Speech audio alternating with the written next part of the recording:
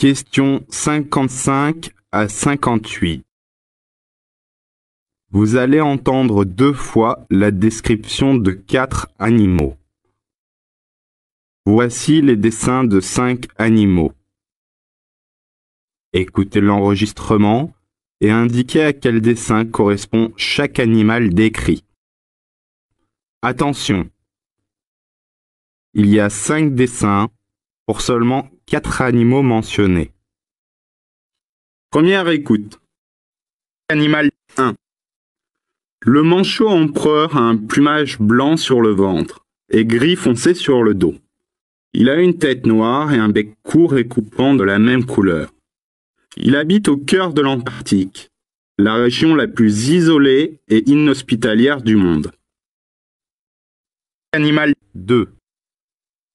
La loutre de mer est exclusivement marine et ne monte quasiment jamais à terre, sauf en cas de tempête.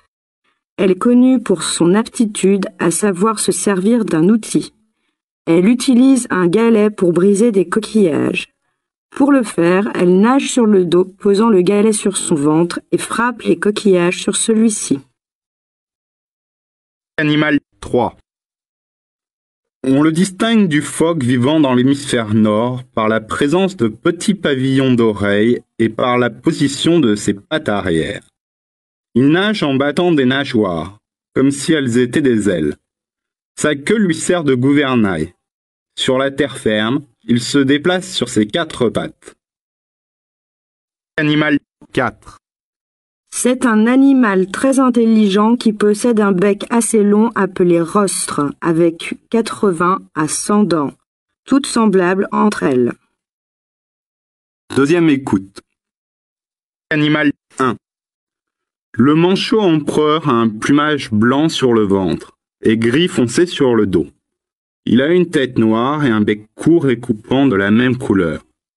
Il habite au cœur de l'Antarctique, la région la plus isolée et inhospitalière du monde.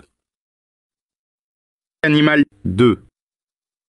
La loutre de mer est exclusivement marine et ne monte quasiment jamais à terre, sauf en cas de tempête. Elle est connue pour son aptitude à savoir se servir d'un outil. Elle utilise un galet pour briser des coquillages. Pour le faire, elle nage sur le dos, posant le galet sur son ventre et frappe les coquillages sur celui-ci. Animal 3.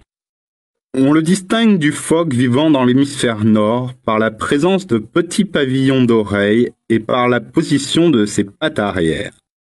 Il nage en battant des nageoires, comme si elles étaient des ailes.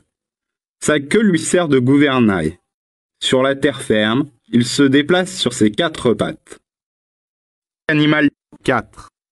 C'est un animal très intelligent qui possède un bec assez long appelé rostre, avec 80 à 100 dents, toutes semblables entre elles.